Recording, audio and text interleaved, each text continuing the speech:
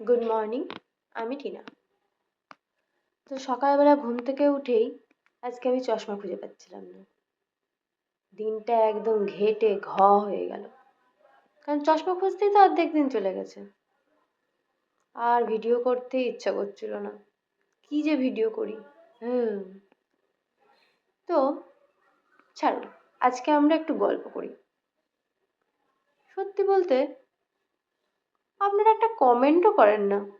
কমেন্টে কিন্তু সাজেস্ট করতে পারেন যে কি বিষয়ে গল্প করা যায়, টপিক দিতে পারেন। হুম ঠিক আছে, আমিই বলি। গল্প, আপনাদের নেচার ভালো লাগে? প্রকৃতি? আমার খুব ভালো লাগে।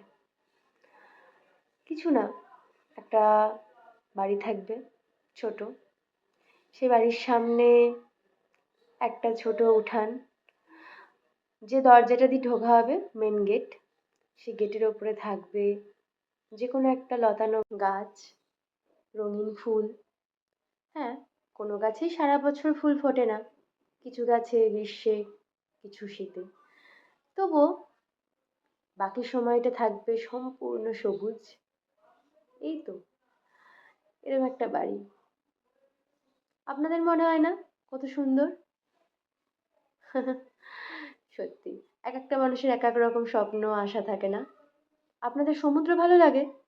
আমার তো খুব ভালো লাগে, জানাবেন কিন্তু।